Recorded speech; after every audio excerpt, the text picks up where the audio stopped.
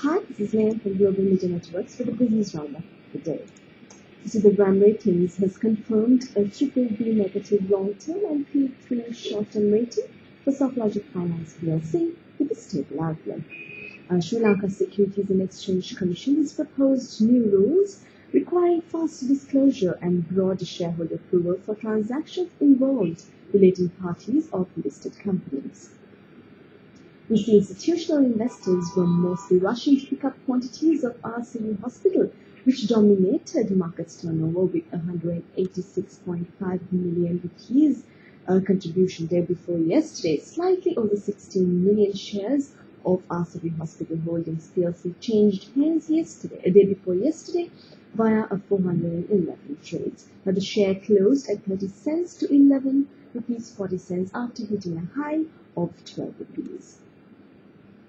We see the biggest buyer was the National Equity Fund of Myanmar, estimated to have collected around 10 million shares of 115 million rupees, whilst HNB Pension Fund bought 2 million shares for 23 million rupees.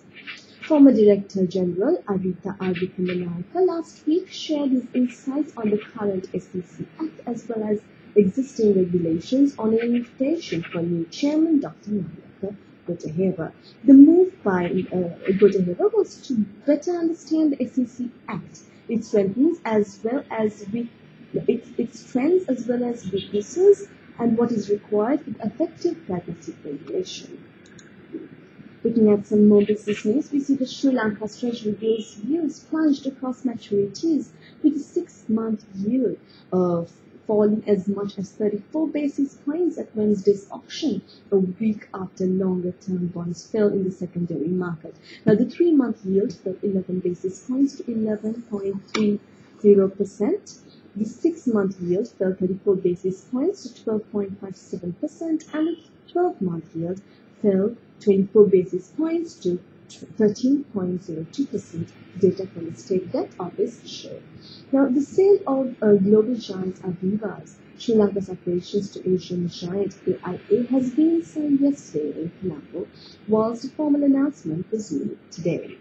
We see that AIA is a market leader in Asia-Pacific region based on life insurance premiums and holds #1 positions in 6 of the geographical markets. It had total assets of $119,494 million actually.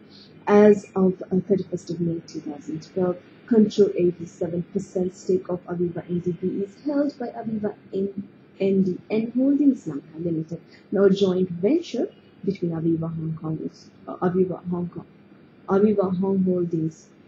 Holdings and NDB Capital Formulator CPIC. We see that Mastercorp Limited yesterday completed the acquisition of control of Atkins Spence by buying the remaining 6% stake held by distilleries. Now, Spence saw a 24.7 million of its shares traded for 3 rupees and 4 cents. Actually, no, 3.4 billion rupees. Accounting for a 71.4% of the day's turnover. The counter closed at 130 rupees, up by 50% after hitting a peak of 132 rupees. Capital Alliance Finance yesterday announced plans to raise 73 million rupees via one of 7 rights issues at 15 rupees per share to issue 4.8 million shares. Now, 2 nominees of the Sri Lanka Insurance Corporation have resigned from the board of eChanneling PLC following the sellout of the original 25% stake in the company. The nominees were P. Kudubalage, who was the chairman, and Mohan De Silva had resigned with effect on the 28th of September. Now, SLIC, as of 31st March 2012, held 25% stake in eChanneling PLC, and Kudubalage serves as an executive director at SLIC, whilst Alvis is the CEO. Since SLIC has been shedding its stake, part of which are acquired by Capital Trust Holdings and JB Coco Shell, which owns nearly 10%, up from 1.8% as at March 2012. The single largest shareholder of eChanneling PLC is British American Technologies Holdings Limited, holding a 28% stake. Looking at some global news, we see that corn supplies in the US The world's biggest grower and exporter are dropping below last year's domestic usage for just the third time in a half a century after Midwest drought damaged crops from Ohio to Nebraska. Now, production this year plus inventories for the harvest will reach 11.872 billion bushels, less than the 12.33 billion consumed and exported last year.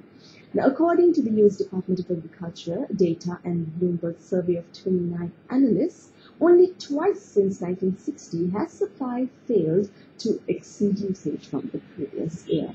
The last time was in 1996. Now, record Midwest heat in June and July sparked the worst drought since 1956, causing crop damage that insurers estimate may double payouts to farmers this year to more than $20 billion.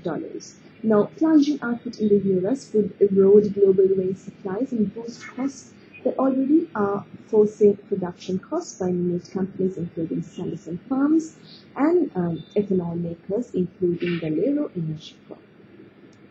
Looking at a few more global news, we see that self-driving cars will be soon motor around the most popular U.S. state, at least on the test basis after a law written with the help of Google was signed by California Governor Jerry Brown. The law signed yesterday allows trials to autonomous vehicles in the state's roadways as long as there is a licensed human in the driver's seat to take over if needed.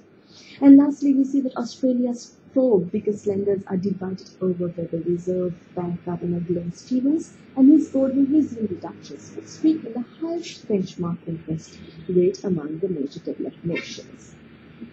Westpac Banking Corp Chief Economist Bill Evans and Warren Hogan of Australia and New Zealand Banking Group Limited are in the minority, predicting policymakers will cut by a quarter percentage point to 3.25%.